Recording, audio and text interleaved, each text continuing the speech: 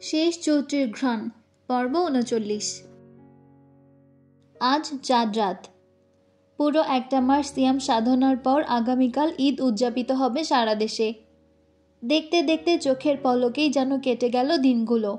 প্রতি বছর শারাফত চৌধুরী সম্পদের হিসাব অনুযায়ী মোটা অঙ্কের টাকা জাকাত দেন, জামা কাপড় বিতরণ করেন, বস্তির অসহায় মানুষদের সাহায্য করেন, মসজিদে মসজিদে ইফতার করান, মসজিদ তৈরি কিংবা মেরামতের কাজে টাকা দান করেন। এতিম দুস্থ বাচ্চাদের ঈদ রঙিন করতে নানান ব্যবস্থাও করে থাকেন। এবছরে বিপদ যেন পিছুই ছাড়ছে না। অনাকাঙ্ক্ষিত বিপদের কারণে এই বছরে সেসব কাজ দেরিতে হলেও ভাই ও দুই ছেলেকে নিয়ে সেটাও সম্পূর্ণ করেছেন। ওনার একটা বিশেষ গুণ, উনি দানের কথা কখনোই কাউকে বলেন না। কত দান করলেন, কাকে দিলেন, কেন দিলেন, কিভাবে দিলেন, যা দেন সব নিজের মাঝে রাখেন। শারাফত, সাফওয়ান, শাহাদত, শাওন, শুদ্ধ, রুবাব এদের সবার আয়ের কিছু অংশ একত্রে বিরাট অ্যামাউন্ট আসে। তখন দুহাত ভরে দান করা যায়। যদিও ছেলেদেরকে কখনো দিতে বলেননি, তারাই নিজ থেকে দেয়। চৌধুরী বাড়ির সেফটির কথা স্মরণে রেখে জামা কাপড় বিতরণের আয়োজন বাড়ির বাইরে করেন। মজার ব্যাপার হলো, ঈদ সম্মুখে এলে বস্তি বস্তি এলাকায় ট্রাক ভর্তি সামগ্রী নিয়ে যাওয়া হয়। ঈদের বাজার ও জামা কাপড় তুলে দেওয়া হয় গরিব মানুষদের মাঝে। দিনভর সেগুলো বিতরণ করা হয়। তারা জানে না কে দেয়। যারা হাতে তুলে দেয় তাদের জিজ্ঞাসা করলেও জবাব মেলে না। বলে না, জোর করে বলেন যারা দেয় তারা দোয়া করাতে দেয়, আপনারা মন থেকে দোয়া করুন। নরম মনের সরল মানুষটা সেটাই করে। আর প্রতি বছর এভাবে আড়ালে থেকেই সাহায্য করে আসছেন চৌধুরী বাড়ির পুরুষরা, যাদের মাঝে শো অফ করার লেশমাত্র নেই। চাঁদ রাত বিধায় ইফতারের পরপর হই হুল্লোড় বেঁধেছে চৌধুরী বাড়িতে। ছোটরা কাড়াকাড়ি করে খেয়েছে ইফতারের সব খাবার দাবার। এত খাবার, এত আইটেম, তবুও ভাই বোনদের খাবার কেড়ে খাওয়া সাজানো অমৃত। শান শীতলের আলু চপ কেড়ে খেয়ে নিয়েছে। এটা নিয়ে দুজন ঘ্যান ঘ্যান করে কেবল থেমেছে। তারা থামতেই সাম্য শখের হাতে থাকা খেজুর কেড়ে মুখে পুরে দিয়েছে। শখ রাগী চোখে তাকাতেই দুষ্টুটা খিলখিল করে হাসছে। শখকে তারা কেউই ভয় পায় না, কারণ তাদের শখ আপু কখনোই কাউকে বকে না, বরং মিষ্টি করে কথা বলে, আদুরে সুরে। এমন করে না সোনা ভাই, এটা কেন করলি পাখি, কি লাগবে, মন খারাপ কেন আমার কলিজার ভাইজানের। শখ সর্বদা এভাবেই কথা বলে, কত কি বোঝায়। ভাই বোনের আবদার মিটাতে কত কিছু কিনে দেয়। তাই বোনদের মধ্যে শখ আপু বেস্ট। আর বোনদের মধ্যে সবচেয়ে খারাপ শীতল, কারণ সে সব কিছুতেই আগে আগে ভাগ বসায়। ইফতার সেরে সব ভাই বোনরা ছাদে উঠেছে চাঁদ দেখতে। হই হই করে চাঁদ দেখে মাদুর পেতে বসেছে। শায়ান, শুদ্ধ, রুবাব, শখ, স্বর্ণ, শীতল, সাম্য, সৃজন সবকটাই উপস্থিত এখানে। গল্প হচ্ছে, হাসাহাসি হচ্ছে, খুনসুটি মারধর হচ্ছে। রুবাব কখনো এটা ওটা বলে শীতলকে রাগাচ্ছে, কখনো সাম্য সৃজনের পেছনে লাগছে। শায়ানও তাদের সাথে মেতে আছে। আর শুদ্ধ রেলিংয়ের হেলান দিয়ে পকেটে দুহাত গুজে তীক্ষ্ণ দৃষ্টিতে তাকিয়ে আছে পাশের ছাদে। সেখানে কয়েকজন ছেলে আড্ডা দিচ্ছে, বারবার এদিকে তাকাচ্ছে। সে ব্যাপারটা খেয়াল করে এবার ফোনটা বের করে কাউকে ফোন করল। শুদ্ধ বলছি। অসময়ে পাশের বাসার শুদ্ধ ভাইয়ের কল পেয়ে সৌরভ অবাকই হলো। সে সালাম দিয়ে কুশল বিনিময় করল। শুদ্ধ পুরুষালী গুরু গম্ভীর কণ্ঠে সালামের জবাব দিয়ে বলল, তোদের ছাদে কজন ছেলেকে দেখছি, 2 মিনিটের মধ্যে নিচে নামতে বল। কোনো সমস্যা ভাই, কিছু করেছে তারা? না, তবে না নামলে কিছু হবে। আচ্ছা, আমি এক্ষুনি বলছি নামতে। শুদ্ধ কল কাটতেই ছেলেগুলোর মধ্যে একজনের কাছে কল এলো। ওরা এদিকে একবার তাকিয়ে শুদ্ধকে সালাম দিয়ে নিচে নেমে গেল। এদিকে এত কিছু ঘটল, বাকিদের কারো খেয়ালই নেই। তারা নিজেদের গালগল্পে ব্যস্ত। শুদ্ধ সেখানে দাঁড়িয়ে দেখছে চৌধুরী বাড়ির চাঁদের হাট। আনন্দে ঝুমঝুম করা প্রতিটি প্রাণ চৌধুরী বাড়ির হাট। তারা নিজ নিজ জায়গায় দাঁড়িয়ে আলো ছড়ায়, সুখ বিলায়। এজন্যই চৌধুরী বাড়িতে এত সুখ, এত আনন্দ। সবার মাঝে হঠাৎ তার চোখে গেল সাম্য সৃজনের হাসিমাখা মুখের দিকে। মাত্র কয়েকটা দিন হয়েছে ব্যান্ডেজ খোলা হয়েছে। বাচ্চা দুটো যেন নতুন করে বেঁচে উঠেছে। আবারও তাদের মধ্যে ফিরে এসেছে চঞ্চলতা, যদিও আগের তুলনায় খানিকটা সুস্থ বটে। তবুও ওষুধ চলবে আরও কিছুদিন। ওদিকে কথায় কথায় ভাই বোনদের মধ্যে সাম্যের ছোটবেলার একটা ঘটনা মনে করল সায়ন। হাসতে হাসতে ঘটনাখানা মুখেও বলল। সেটা স্মরণ করে একযোগে হেসে উঠল সবাই। হাসতে হাসতেই গড়াগড়ি খাওয়ার মতো অবস্থা তাদের। কথাও বলতে পারছে না কেউ হাসির চোটে। রুবাব মনে করতে পারছে না, কারণ রুবাব ছিল না। তাই সায়নও ঘটনাখানা বলতে লাগলো। একদিন সাম্য সৃজন দুই ভাই খেলনা নিয়ে মারামারি লাগিয়েছে। দুজন দুজনকে খামচি মেরে রক্তারক্তি অবস্থা। ওদের খামচা খামচি দেখে চুপ করে পেছন থেকে সিরাত এসে দুটোকেই আরেক ঘা বসিয়েছে। মায়ের মার খেয়ে একসাথে চিৎকার করে কাঁদছিল ওরা। শুদ্ধকে ভাই বোনরা ছোট থেকে একটু বেশি ভয় পায়, আবদার করে, তবে লিমিট রাখে। সেদিন ঢাকা থেকে শুদ্ধ ফিরেছে, ঘণ্টাখানিক হয়েছে মাত্র। ফ্রেশ হয়ে বাইরে যাওয়ার জন্য বের হতেই দেখে দুই বানর গলা ফাটিয়ে কাঁদছে। তাদের চোখ মুখ খামচানো, রক্ত বের হচ্ছে একটু একটু। তাকে দেখেই দুটোরই হঠাৎ কান্না বন্ধ হয়ে গেল, তবে ফোপানো বন্ধ হলো না। ওদের কান্নারত মুখ দেখে শুদ্ধ ভ্রুকুচকে জিজ্ঞাসা করেছিল, কি হয়েছে? চোখ মুখের এই অবস্থা কেন তোদের? তারা কিছু বলার আগে সিরাত পুরো ঘটনা তাকে জানায়। ওরা দুই ভাই নিজেদের এই অবস্থা করেছে দেখে দুটোকে কান ধরতে বলে। তারা ধরে। ড্রয়িং রুম তখন ফাঁকা। সিরাত তখন বকতে বকতে যান অ্যান্টিসেপটিক আনতে। তখন শুদ্ধ বলে, বাইরের কাউকে পাসনি? ভাই ভাই মারামারি করেছিস কেন? এবার থেকে মারামারি করতে ইচ্ছে করলে বাইরে থেকে কাউকে মেরে আসবি। মারার পর আরও দুঘা বসিয়ে শাসিয়ে আসবি, যাতে বাড়িতে বিচার নিয়ে না আসে। বোঝা গেল? তবুও আমি যেন না দেখি নিজেরা নিজেরা মারামারি করছিস। মনে থাকবে? দুজনই কান ধরে ঘাড় কাত করে সম্মতি জানালো। তখন শুদ্ধ বলল, আজকের পর থেকে যদি শুনি নিজেরা মারামারি করেছিস, দুজনকে উল্টো করে ঝুলিয়ে মারব। কিন্তু এখন ভুল যখন করেই ফেলেছিস, তখন পানিশমেন্টও ফরজ হয়ে গেছে। এ কথা বলে সে সৃজনকে বলল বাবা মায়ের সম্পর্কে কিছু বলতে। সৃজন বলল, আমি আমার বাবা মাকে খুব ভালোবাসি। তারাও আমাকে খুব ভালোবাসে। এক বাক্যে কতবার করলি? স্মার্ট ছেলেরা এভাবে কথা বলে? স্পষ্টভাবে কনফিডেন্টলি আবার বল।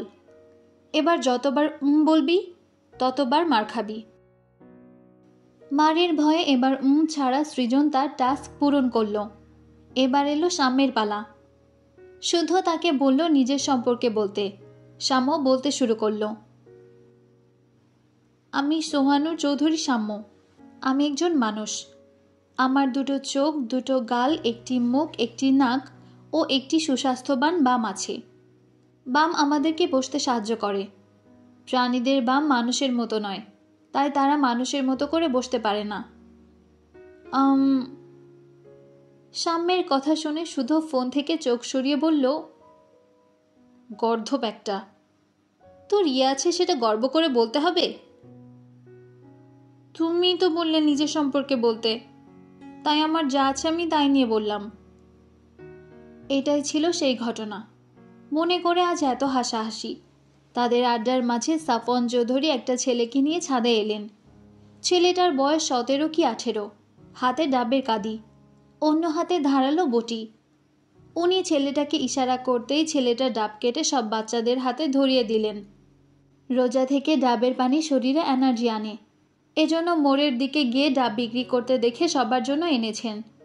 এসব করতে করতে বেজে গেছে রাত 8:30। হঠাৎ শীতল চেঁচিয়ে উঠে স্বর্ণকে বলল, মেহেদি দিবা কখন আপু? আয় হায়, আমার তো মেহেদির কথা মনেই ছিল না। চলো চলো দ্রুত চলো। এ কথা বলে সকার স্বর্ণকে টানতে টানতে নিচে নিয়ে গেল। ওদেরকে দেখে সাম্য সৃজনও সুরসুর করে চলে গেল। ছাদে ছিল তখন 3 ভাই। ওরাও এবার নিচে নেমে এলো। আজমের কল পেয়ে শান গেল পার্টি অফিসে।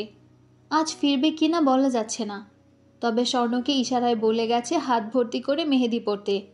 বাড়ি ফিরে যেন স্বর্ণের মেহেদি রাঙা 2 হাত দেখতে পায়।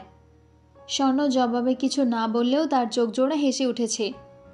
মাঝে মাঝে শান যখন তাকে শাড়ি পরতে বলে, চোখ জোড়ায় মোটা করে কাজল পরতে বলে, তখন মুখে বিরক্ত হলেও মনে মনে খুশি হয়। এখন যেমন শানের কথার জবাব না দিলেও সে খুব খুশি হয়েছে এবং ব্যক্তিগত পুরুষটাকে খুশি করতে মেহেদি পরবে, তবে হাত ভর্তি করে নয়, খুব সাধারণভাবে। তবুও শান এসে মুগ্ধ চোখে হাত নেড়ে চেড়ে দেখবে, চুমু খাবে। মানুষটা বরাবরই বড্ড পাগল, বাইরে যেমনই হোক না কেন তাকে খুব যত্ন করে ভালোবাসে। এদিকে বাড়ির গিন্নি কাল সকালে কি কি রান্না করেছে সেসব আলোচনা করছে। আজ রাতেই কিছু কাজ এগিয়ে রাখছেন হাতে হাতে। মেয়েরা ড্রয়িং রুমে হৈ হৈ করে মেহেদি দিতে বসেছে। স্বর্ণ দিয়ে দিচ্ছে শীতলকে, আর শখ দিয়ে দিচ্ছে সাম্যকে। সৃজন আপাতত গাল ফুলিয়ে বসে টিভি দেখছে। মেয়েদের মেহেদি দেওয়া কখন হবে কে জানে। 10:30 তো বেজেই গেছে। তাই সীতারা বাকিদের টেবিলে খাবার দিয়ে বড় থালায় ভাত এনে সবকটাকে খাওয়াতে বসলেন। আর একটু রাত বাড়লেই না খাওয়ার বাহানা জুড়ে বসবে সব বাচ্চারা। খাওয়ার ইচ্ছে না থাকলেও সীতারার জোড়াজুড়িতে শুদ্ধ আর রুবাবও অল্প করে খেলো। তারপর হাঁটাহাঁটির কথা বলে বাগান পেরিয়ে বাইরে গেল। হাঁটতে হাঁটতে মোড় পার করে কিছু দূর গিয়ে যেতেই রুবাব একটা দোকান থেকে সিগারেট আর লাইটার কিনে আনলো। একটা তার ঠোঁটে গুজে আরেকটা শুদ্ধর দিকে বাড়িয়ে দিল। শুদ্ধ সেটা নিয়ে সিগারেটের ধোঁয়া উড়িয়ে বলল, ঝগড়া করেছিস? এ কথা শুনে রুবাব এক পলক তাকিয়ে পরপর দুটো টান মেরে জবাব দিল, হয়েছে। ঐশ্বর্যকে আনমনা হয়ে কাজ করতে দেখলাম। আজ কিছু কাজে ভুল করেছে, বকা খেয়েছে। হাতে ব্যান্ডেজ দেখলাম। কি হয়েছে তাতে? রান্না করতে গিয়ে নাকি হাত পুড়িয়েছে।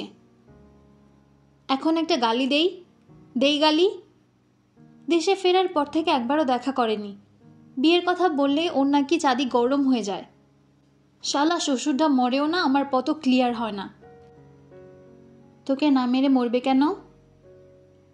সেটাই, ওরা বাবা মেয়ে পয়দা হয়েছে আমার জীবন জ্বালানোর জন্য।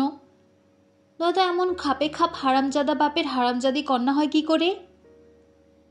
ইয়ে শুধু ভাইরে শোন না, হাত কি বেশি পুড়েছে? ডাক্তার দেখিয়েছে? কি বলেছে ডাক্তার? ঐশ্বর্যের হাত পোড়ার কথা শুনে রুবাবের উতলা ভাব দেখে মুচকি হাসল শুদ্ধ। এ পাগল দুজন দুজনকে এত ভালোবাসে, অথচ ভাবখানা এমন করে যেন কেউ কাউকে চেনে না, কখনো কথাও হয়নি। কারণ বাংলা সিনেমার মতো তাদের এক হওয়ার মাঝে দাঁড়িয়ে আছে ঐশ্বর্যের বাবা রাশিয়ান সায়েন্টিস্ট মিখাইল ইগোর, ঐশ্বর্যের মা রোজিনা মাহাতিমের দ্বিতীয় স্বামী। মায়ের ভুল মানুষকে সঙ্গী করার মাসুল দিচ্ছে ঐশ্বর্য।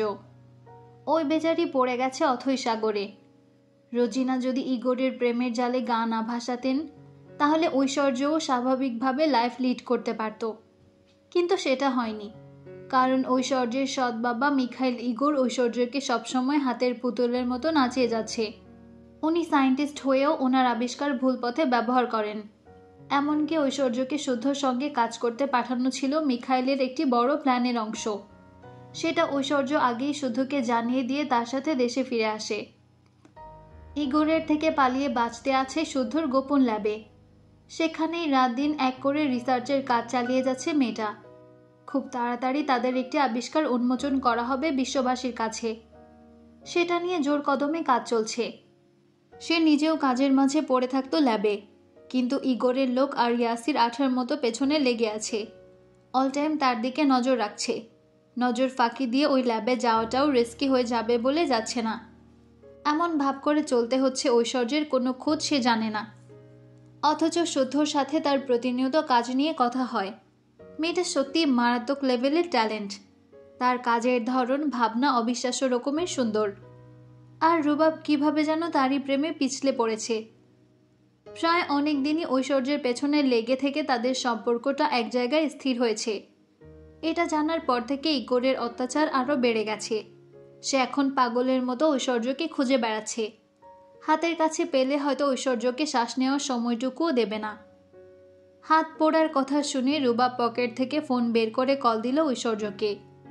ঘাটতারা মেয়েটা কল রিসিভ করছে না। মানে হয় এসবের? কয়েকবার চেষ্টা করেও কাজ হলো না দেখে চোখ মুখ কুঁচকে থমথমে মুখে অন্যদিকে তাকিয়ে রইল। রাগে মুখ থমথম করছে। তখন শুদ্ধ বলল, তোর শ্বশুরকে খেলিয়ে দেশে আনতে হবে। গেমটা উনি শুরু করলেও সমাপ্তি টানার দায়িত্ব আমার। স্যার মানুষ বলে কথা, এক্সট্রা সম্মান না দিলে চলে? বালের শ্বশুর আমার। শালা আমার জীবনটাকে তেজপাতা বানিয়ে দিল। ওইটাকে যত তাড়াতাড়ি সম্ভব যা করার করে আমার বউটাকে আমাকে দে, নয়তো আমি মামাকে বলে দিব তুমি শীতলের মন নিয়ে ছুকিতকিত খেলতে শুরু করেছ। এ কথা বলে রুবাব একটু থামল, তারপর পুনরায় বলল, মাঝে মাঝে ঐশ্বর্যের ছেলে মানুষই আমার সহ্য হয় না। ও নিজেও জানে ওর হারামজাদা বাপ কখনো আমাকে মেনে নেবে না, নিলে আরো 2 বছর আগেই নিত। ওকে ভালোবাসি, সংসারটা আমি ওর সাথেই করব বলে এতদিন ধরে অপেক্ষা করছি। শুধু তার জেদের কারণে মা আমার সাথে কথা বলে না। আমি এখানে আছি বলে সেদিন এলো ঠিকই থাকলো না।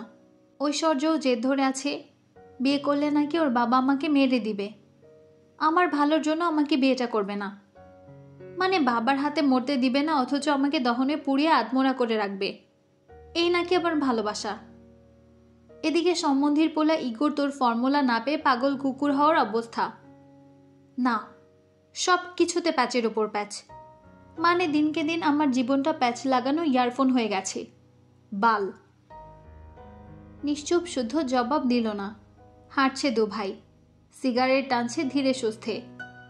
রুবাবের ভেতরের অস্থিরতা যেন টের পাচ্ছে শুদ্ধ। নীরবে কিছু দূর গিয়ে সামনে দাঁড় করানো শায়নের বাইকের চাবিটা পকেট থেকে বের করে রুবাবের হাতে ধরিয়ে দিল শুদ্ধ। রুবাব চাবি হাতে নিয়ে কিছু বলার আগেই শুদ্ধ বলল, এতদিন ঐশ্বর্য শুধু আমার দায়িত্বে ছিল। যতটুকু পেরেছি বড় ভাইয়ের মতো সবসময় সেভ করেছি। কিছুক্ষণের জন্য তোর দায়িত্বে ছাড়লাম, কাজেই সাবধান। মানে? এখানে একটু দাঁড়া, জবাব পেয়ে যাবি। এ কথা বলে রাস্তার অপর পাশে দাঁড় করানো কামরানের গাড়িতে উঠে পড়ল সে। চোখের পলকে শাসা করে চলে গেল গাড়িটা। রুবাব বিরক্ত মুখে বাইকের উপর বসতেই উপলব্ধি করল কেউ তার সামনে দাঁড়িয়ে আছে। চোখ তুলে তাকিয়ে ঐশ্বর্যকে দেখে আর পলক ফেলল না। তারপর ঝট করে ঐশ্বর্যের হাত ধরে নাড়িয়ে ঘুরিয়ে দেখে বলল, শুদ্ধ যে বলল হাত পুড়িয়েছ, কই দেখি। আমার? কই না তো। বরং ভাইয়া তো বলল তুমি নাকি হাত পুড়িয়েছ, এজন্যই তো রেস্ট নিয়ে বের হলাম। এবার দুজনের বুঝতে বাকি নেই এটা শুদ্ধর চালাকি। আসলে দুজনেই দুজনকে কাছে পাওয়ার জন্য উতলা, অথচ পারিস্পারিক অবস্থার কথা বিবেচনা করে দূরে সরে আছে। তবে দুজন দুজনকে সেফ দেখে স্বস্তির নিঃশ্বাস নিল। কিন্তু রুবাব বোধহয় ঐশ্বর্যকে স্বস্তি দিতে নারাজ। এক ঝটকায় সে ঐশ্বর্যকে নিজের আরো কাছে টেনে ঠোঁটজোড়া দখল করে নিল। শুষে নিতে থাকলো প্রেয়সীর ওষ্ঠজোড়া। ঐশ্বর্য রুবাবের বুকে ধাক্কা দিল। রুবাব একটা কামড় বসিয়ে দিল, যেন বাধা দেওয়ায় বিরক্ত সে। কিছুক্ষণ এভাবে থেকে রুবাব সরে গেল। ঐশ্বর্য ঠোঁট মুছতে মুছতে অন্যদিকে তাকিয়ে হাঁপাচ্ছে, অথচ খুব ভালো করে বুঝতে পারছে রুবাবের চঞ্চল দৃষ্টি তার দিকে নিবদ্ধ। বরাবরের মতোই ঐশ্বর্যের পরিপাটি লুক, পরনে কালো জিন্স আর সাদা লেডিস শার্ট। মেয়েটার এই বেশে যেন ইন্ডিপেন্ডেন্স গ্ল্যামার লুকটা ফুটে উঠেছে। রুবাব আপাতত বাইকে চাবি নিয়ে ঐশ্বর্যের দিকে এগিয়ে গেল। তারপর বাইকে বসে তাকেও বসতে ইশারা করে বলল, আল্লাহ শুধু কবুল বলার তৌফিক দান করুন। তারপর শায়েস্তা কাকে বলে হাড়ে হাড়ে যদি টেন না পাইয়েছি তাহলে আমিও রুবায়েত কবির নয়। ঐশ্বর্য একথা শুনে ঠোঁট টিপে হেসে বাইকের পেছনে উঠে বসল। কিছু বলতে হলো না, বিনা বাক্যে মাথা রাখল রুবাবের কাঁধে। জোরে নিঃশ্বাস টেনে নিল প্রিয় মানুষের গায়ের ঘ্রাণ। তাতেই মন খারাপের রেশ কোথায় যেন দৌড়ে পালিয়ে গেল। বেহায়া মন ঝুমঝুম করে গেয়ে উঠল, বলতে থাকলো এক নাগাড়ে, কতদিন পর। পার্টি অফিসের চেয়ারে বসে পায়ের উপর পা তুলে ভ্রুকুচকে সিগারেট ফুঁকছে সায়ন। ঠোঁটে মিটিমিটি হাসি, ব্যস্ত হাতে টাইপ করছে কাউকে। সে কেউটা আর অন্য কেউ নয়, তারই স্বর্ণকোমল। তার কথা মতো হাতে মেহেদি দিয়ে কয়েকটা ছবি পাঠিয়েছে স্বর্ণ। সায়ন সেটাতে লাভ রিয়াক্ট দিয়ে নানা দুষ্টুমার্কা কথা বলে চলেছে। স্বর্ণ সিন করলেও কিছু বলছে না, শুনছে বাজি প্রেমিকের কথা। এদিকে অনেকক্ষণ ধরেই তার পাশে দুহাতে মেহেদি লাগিয়ে বসে আছে আজম। কি যে খুশি ছেলেটা, চোখে মুখে যেন অসীম আনন্দ ঝরে পড়ছে তার। বারবার চোখের সামনে হাত নিয়ে দেখছে ঘুরিয়ে ফিরিয়ে। এই তো কিছুক্ষণ আগে সে কিছু জিনিসপত্র তার হাতে দিয়ে পাঠিয়েছিল চৌধুরী নিবাসে, বলেছিল সিতারার হাতে ধরিয়ে দিয়ে চলে আসতে। সে গিয়ে শীতলদের মেহেদি দিতে দেখে নিজেও বসে পড়েছে হাতে মেহেদি পড়তে। গল্পে গল্পে কত মজা যে করেছে এই সময়টুকুতে। অনেক দেরি হচ্ছে দেখে শান কল করলে জানালো সে বসে বসে মেহেদি পড়ছে। এক হাতে শীতল মেহেদি পড়াচ্ছে, আর এক হাতে শখ। তার মেহেদি পড়ার কথা শুনে শান বিড়বিড় করে গালি দিয়ে কাজ শেষ করেই আসতে বলেছে। এতে আজম যেন আকাশের চাঁদ পেয়ে গেছে। সে ধীরে ধীরে মেহেদির পরে রাতের খাবার খেয়ে তারপর এসেছে। বাড়ির সবাই নাকি বলেছে কাল যেন বেড়াতে যায়। শীতল বলেছে মেহেদির রং কেমন আসে তা দেখিয়ে আসতে। মেহেদির রং দেখলে নাকি বোঝা যায় মনে কতটুকু ভালোবাসা আছে। ভালোবাসা পরীক্ষা করানোর জন্যই সে যেন অবশ্যই যায় চৌধুরী নিবাসে। এ কথা শুনে আজম ঘাড় কাত করে সম্মতি জানিয়েছে। কিন্তু চাইলেই কি যাওয়া যায়? শান না বললে তো যেতেই পারবে না। এসব ভেবে সে এবার সাহস করে বিড়াল ছুঁড়ে ডাকল, ভাই। শখ আপা, স্বর্ণ আপা, শীতল আপা, সাম্য, সৃজন, হ্যাগরে আমি নিজ ভাই বোনের নজরে দেখি। হ্যাগর কিছু হইলে আমার বুক খুব পুড়ে। মেয়ে মানুষের মতো হুদায় কথা পেঁচায় মেজাজ খায়েন না আজম্ম।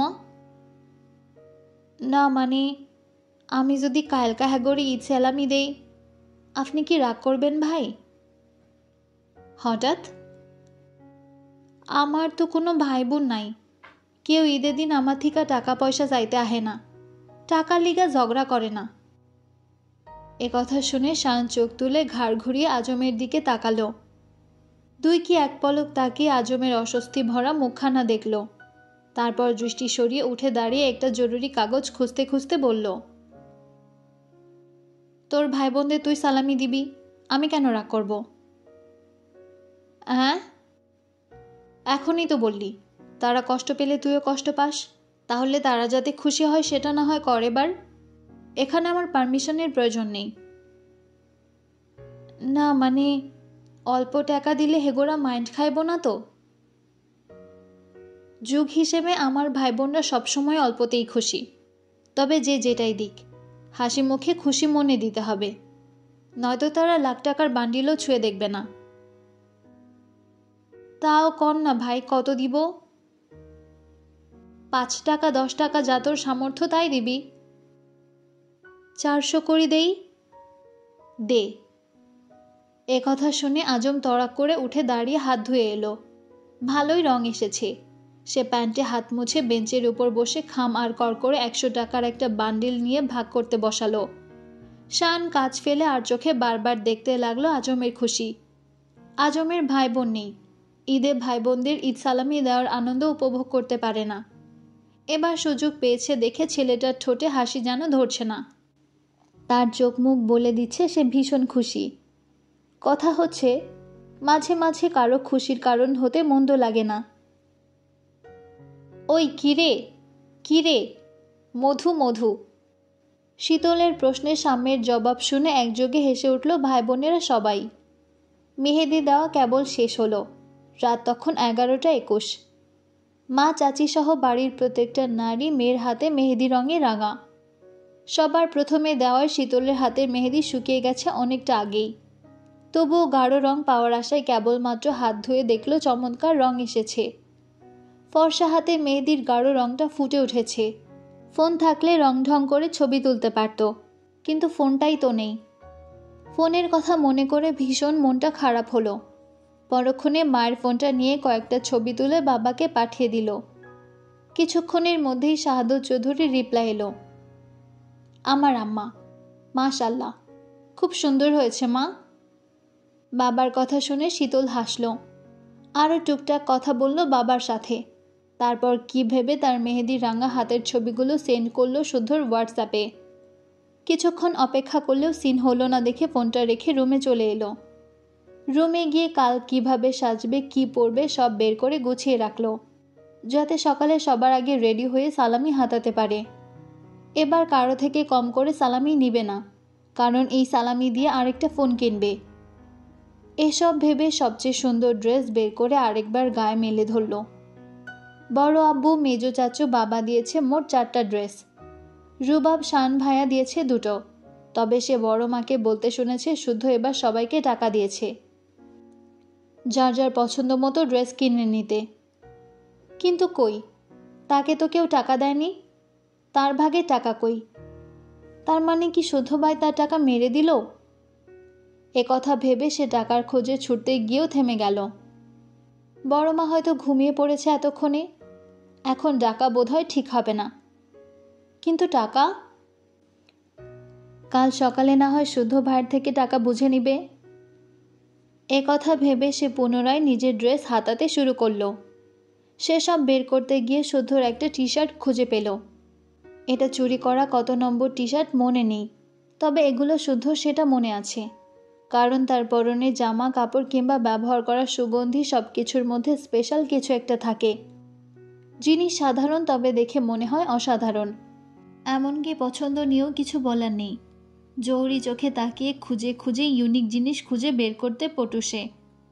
কিন্তু চাইলে টাকা নাই বললেও কানের কাছে একটু ঘ্যান ঘ্যান করলে সেটাই কিনে দেয়, তখন আর দাম কোনো ব্যাপার না। বলা বাহুল্য, শুদ্ধ ভাই এমনিতে খুব ভালো, কিন্তু কিছু করলেই চালাকার দিয়ে মারে এই যা। এসব কথা ভাবতে ভাবতে ড্রেসিং টেবিলের সামনে গিয়ে দাঁড়ালো শীতল। চুল আঁচড়ে লম্বা বেনুনি গাঁথল।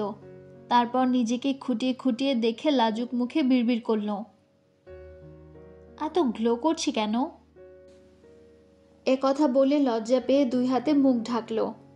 কিন্তু তার লজ্জার জান কবচ করতেই তখন আচমকা হেঁচকে উঠতে লাগলো। 1 বার, 2 বার, 3 বার, একের পর এক হেঁচকে উঠতেই থাকলো বেচারির। মানে হয় এসবের? কোনো কাজ করতে গেলে অঘটন ঘটিয়ে বসে সে। এখন একটু লজ্জা পাবে তারও জো নেই। মরতে মরতে এখনই হেঁচকে উঠতে লাগলো। শুদ্ধ ভাই ঠিকই বলে, সে কোনো কাজের না, সে হচ্ছে ননির পুতুল। নির্দিষ্ট কারো রুমের শোভা বাড়ানো ছাড়া ওকে দিয়ে আর কিছুই হবে না। ধুর, ফুরফুরে মেজাজ একেবারেই বিগড়ে গেল। হেঁচকির ঠেলায় আগে ঢকঢক করে পানি গিলে শুয়ে পড়ল। রাত বাড়ার সাথে সাথে স্তব্ধ চৌধুরী নিবাস। ঘুমে বিভোর চৌধুরী বাড়ির প্রত্যেকটা সদস্য। ঘড়িতে তখন রাত 2:30। পায়ে হেঁটে মূল ফটক পেরিয়ে শুদ্ধ তখন বাড়ি ফিরল।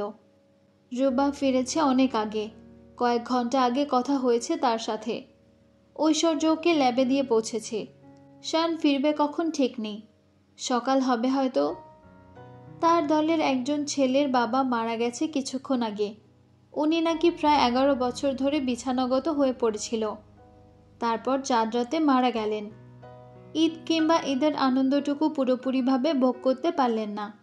খুব খারাপ লাগলো কথাটা শুনে, কিন্তু মৃত্যু কি আর বলে কয়ে আসে? চিরন্তন এই সত্যকে মেনে নিতেই হবে। মৃত্যু প্রভাবশালী ধনী গরিব দেখে না, যখন যার দুয়ারে দাঁড়াবে তাকেই মৃত্যুস্বাদ গ্রহণ করতে হবে।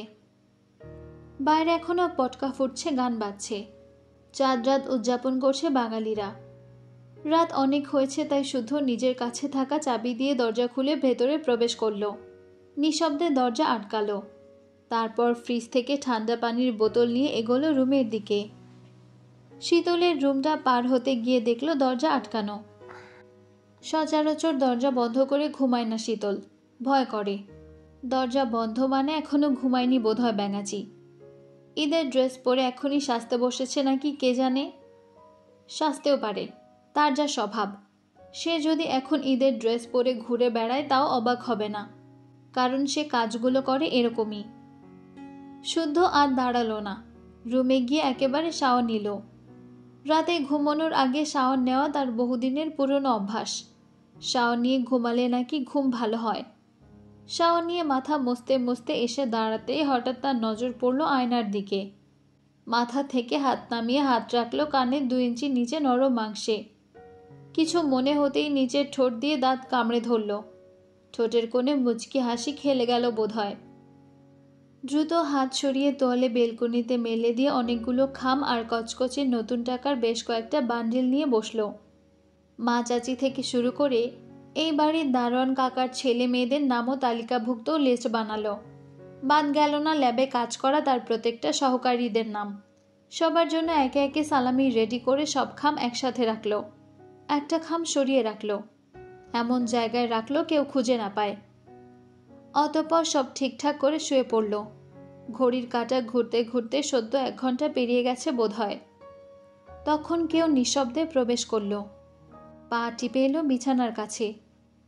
চোখের উপর হাত নাড়িয়ে দেখল ঘুমিয়ে আছে কিনা। সারা শব্দ না পেয়ে এবার আর একটু কাছে এলো। বুকের কাছটায় প্রাণ ভরে শ্বাস টেনে নিল। উফ, সেই পাগল করা ঘ্রাণ। এত টানে কেন? এত ভালো লাগে কেন? কি আছে এই ঘ্রাণে? এত পাগল পাগল লাগেই বা কেন? মন বলে ঘ্রাণের সাথে মানুষটাকেও কেড়ে নিতে। বুকের কাছটায় শার্ট খাবলে ধরে চোখে চোখ রেখে বলতে ইচ্ছে করে, এই যে বিশুদ্ধ পুরুষ, খুব তাড়াতাড়ি আমার হয়ে যান না প্লিজ। না হয় এই বুকটা আমার নামে লিখে দিন। আপনার এই বুকে মুখ ডুবিয়ে দুনিয়াদারি ভুলতে চাই আমি। আমার পুরো পৃথিবীটাকে আমি শুদ্ধময় করতে চাই। শুদ্ধ তীব্র ভালোবাসায় ডুবে শীতল হতে চাই। এ কথা বলে সে আচমকা ঠোঁট ছুঁয়ে দিল শুদ্ধর বুকে। মুগ্ধ নজরে তাকালো ঘুমিয়ে থাকা সুদর্শন পুরুষটার দিকে। দৃঢ় কপাল, বুদ্ধিদীপ্ত দুটি চোখ, বাঁকা ভ্রু, টিকালো নাক, একজোড়া পাজি ঠোঁট, যারা হাসতে জানে না। হাসলেও তো মেপে গুণে মানুষ বোঝে। শীতল বিছানায় ভর দিয়ে গালে হাত দিয়ে মেঝেতে বসল। তারপর কিছু একটা ভেবে ফিক করে হেসে দ্রুত নিজেকে সামলে শুদ্ধর হাতটা টেনে নিল। বাম হাতের লুকোনো মেহেদি বের করে ধীরে ধীরে লিখল, আমার বউ নাই, আমি এতিম। হঠাৎ বাঁ হাতের তালুতে শিরশিরে কিছু অনুভব করল শুদ্ধ। চট করে চোখ জোড়া না খুললেও বুঝল কেউ তার হাতে কেউ ফু দিচ্ছে।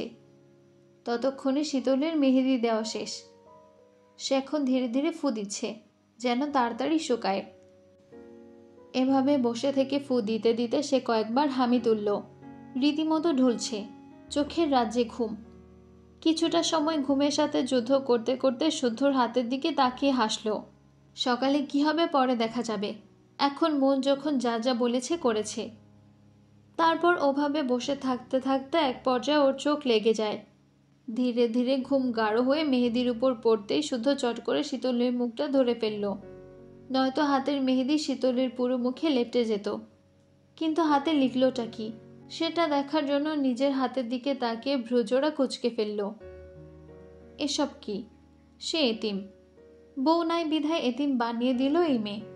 শুধু চোয়াল শক্ত করে শীতলের দিকে একবার তাকিয়ে আবার তাকালো নিজের হাতের দিকে। তারপর বিছানা থেকে নেমে শীতলের মাথাটা আগে ঠিকঠাকভাবে বিছানায় রাখল, যেন ঘাড়ে ব্যথা না পায়। তারপর সে শীতলের পাশে হাঁটু গেড়ে বসে মেহেদি তুলে ঘুমন্ত শীতলকে জিজ্ঞাসা করল, আমি এতিম? আমার বউ নাই? কে বলল নাই? দেখবি আমার বউকে?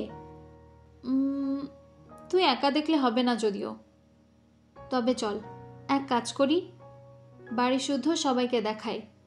এতে তুইও খুশি, বড়রাও খুশি, তোদের খুশিতে আমিও খুশি। এ কথা বলে সে মেহেদির টিউব তুলে নিয়ে পুনরায় নিজের হাতের দিকে তাকালো। তারপর মিটিমিটি হাসতে হাসতে শীতলের বাম গালে লিখে দিল, আমার বউ।